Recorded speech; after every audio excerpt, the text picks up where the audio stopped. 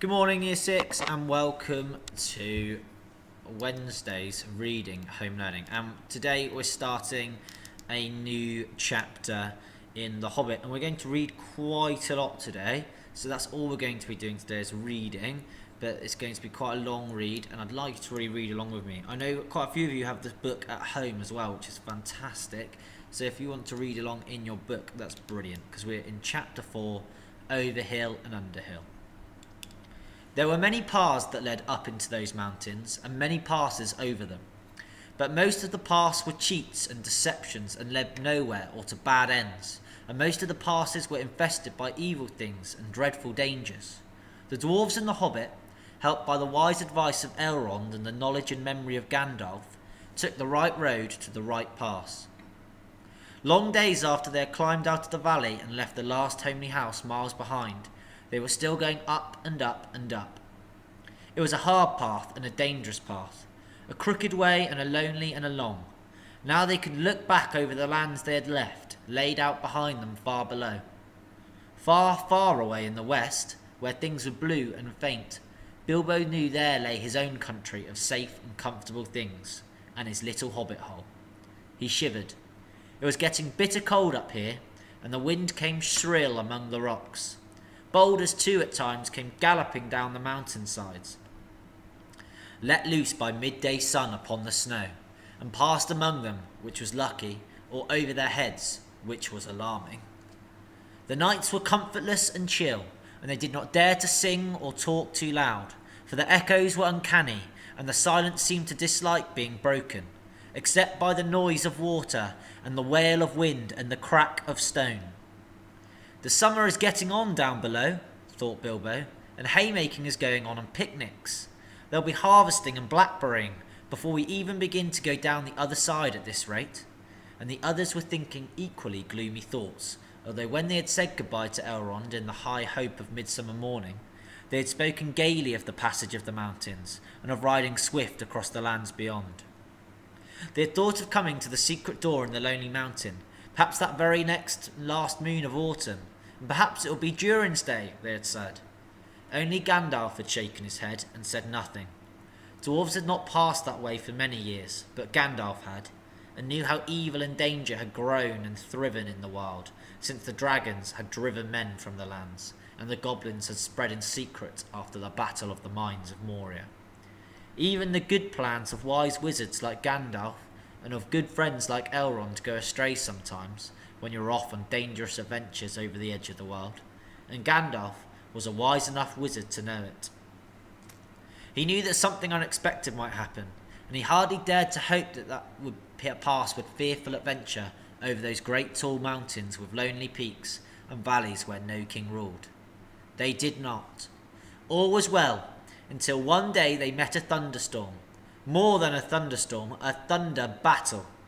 You know how terrific a really big thunderstorm can be down in the land and in the river valley, especially at times when two great thunderstorms meet and clash. More terrible still are thunder and lightning in the mountains at night, when storms come up from east and west and make war. The lightning splinters on the peaks, and rocks shiver, and great crashes split the air and go rolling and tumbling into every cave and hollow, and the darkness is filled with overwhelming noise and sudden light. Bilbo had never seen or imagined anything of the kind. They were high up in a narrow place, with a dreadful fall into a dim valley at one side of them. There they were sheltering under a hanging rock for the night, and he lay beneath a blanket and shook from head to toe. When he peeped out in the lightning flashes, he saw across the valley the stone giants were out, and were hurling rocks at one another for a game, and catching them, and tossing them down into the darkness where they smashed among the trees far below, or splintered into little bits with a bang. Then came a wind and a rain, and the wind whipped the rain and the hail about in every direction, so that an overhanging rock was no protection at all. Soon they were getting drenched, and their ponies were standing with their heads down and their tails between their legs, and some of them were whinnying with fright. They could hear the giants guffawing and shouting all over the mountainsides. "This won't do at all," said Thorin. "If we don't get blown off, or drowned, or struck by lightning, we shall be picked up by some giant and kicked sky high for a football." "Well, if you know of anything better, "Take us there," said Gandalf, who was feeling rather grumpy, and was far from happy about the giants himself. The end of their argument was that they sent Fili and Kili to look for a better shelter. They have very sharp eyes, and being the youngest of the dwarves by some 50 years, they usually got these sorts of jobs, when everybody could see that it was absolutely no use sending Bilbo. "There is nothing like looking, if you want to find something," or so Thorin said to the young dwarves. "You certainly usually find something if you look, but it's not always quite the something you are after." So it proved on this occasion. Soon Fili and Kili came crawling back, holding on to the rocks in the wind. "We've found a drive cave," they said, "not far round the next corner, and ponies and all could get inside." "Have you thoroughly explored it?" said the wizard, who knew that caves up in the mountains were seldom unoccupied. "Yes, yes," they said, though everybody knew they could not have been long about it.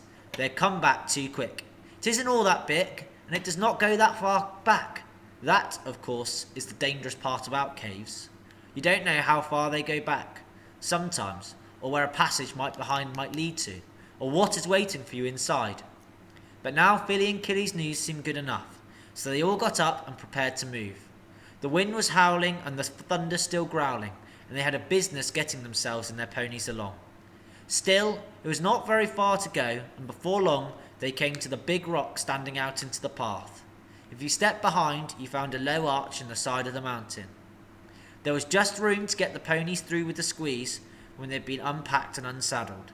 As they passed under the arch, it was good to hear the wind and the rain outside instead of all about them, and to feel safe from the giants and their rocks. But the wizard was taking no risk. He lit up his wand, as he did that day in Bilbo's dining room that seemed so long ago, if you remember, and by its light they explored the cave from end to end. It seemed quite a fair size, but not too large and mysterious. Had a dry floor and some comfortable nooks. At one end there was room for the ponies, and there they stood, mighty glad of the change, steaming and champing in their nose bags. Oin and Gloin wanted to light a fire at the door to dry their clothes, but Gandalf would not hear of it, so they spread out their wet things on the floor and got dry ones from their bundles. Then they made their blankets comfortable, got out their pipes and blew smoke rings, which Gandalf turned into different colours and set dancing up by the roof to amuse them. They talked and forgot about the storm, and discussed what each would do with his share of the treasure, when they got it, which at this moment did not seem so impossible. And so they dropped off to sleep, one by one. And that was the last time they used the ponies, baggages, packages, tools, and paraphernalia that they had brought with them. It turned out a good thing that night that they had brought little Bilbo with them after all, for somehow he could not go to sleep for a while, and when he did sleep, he had very nasty dreams. He dreamed that a crack in the wall at the back of the cave got bigger and bigger and opened wider and wider, and he was very afraid, but he could not call out or do anything but lie and look. Then he dreamed that the floor of the cave was giving way, and he was slipping, beginning to fall down, goodness knows where to. And at that, he woke with a horrible start, and found that part of his dream was true. A crack had opened at the back of the cave, and was already a wide passage. He was just in time to see the last of the ponies' tails disappearing into it.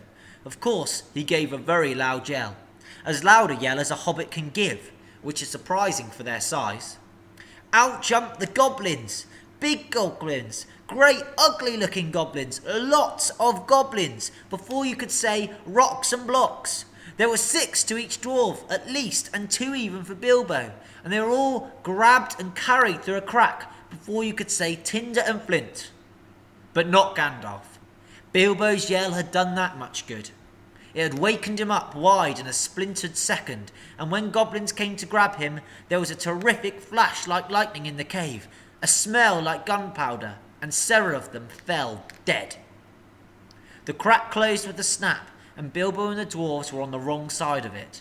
Where was Gandalf? Of that neither nor the goblins had any idea, and the goblins did not wait to find out. They seized Bilbo and the dwarves and hurried them along.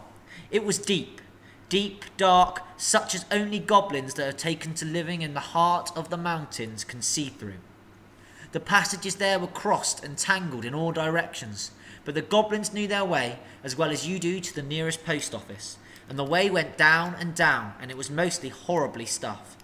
The goblins were very rough, and pinched unmercifully, and chuckled and laughed in their horrible stony voices, and Bilbo was more unhappy even than when the troll had picked him up by the toes. He wished again and again for his nice bright hobbit hole, not for the last time. Now there came a glimmer of red light before them. The goblins began to sing or croak, keeping time with the flap of their feet on the stone, and shaking their prisoners as well. Clap, snap, the black, crack, grib, grab, pinch, snap, and down, down to Goblin Town you go, my lad. Crash, crash, crush, smash, hammer and tongs, knocker and gongs, pound, pound for underground, ho ho, my lad. Swish, smack, whip, crack, batter and beat, yammer and bleat, work, work, nor dare to shirk, while goblins quaff and goblins laugh, round and round for underground below, my lad. It sounded truly terrifying. The walls echoed to the snap and clap and the crush, smash, and to the ugly laughter of their ho ho, my lad. The general meaning of the song was only too plain, for now the goblins took out whips and whipped them with a swish and a smack, and set them running as fast as they could in front of them, and more than one of the dwarves were already yammering and bleating like anything when they stumbled into a big cavern. It was lit by a great red fire in the middle and by torches along the walls, and it was full of goblins.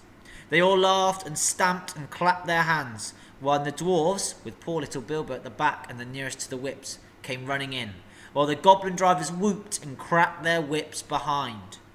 The ponies were already there, huddled in a corner, and there were all the baggages and packages lying broken open and being rummaged by goblins and smelt by goblins and fingered by goblins and quarrelled over by goblins. Okay, we're going to stop there today. So obviously Bilbo and the dwarves are now in a spot of bother because they've been taken by goblins. And we're going to see what happens in the rest of the chapter later on. So I'll see you tomorrow for some more reading.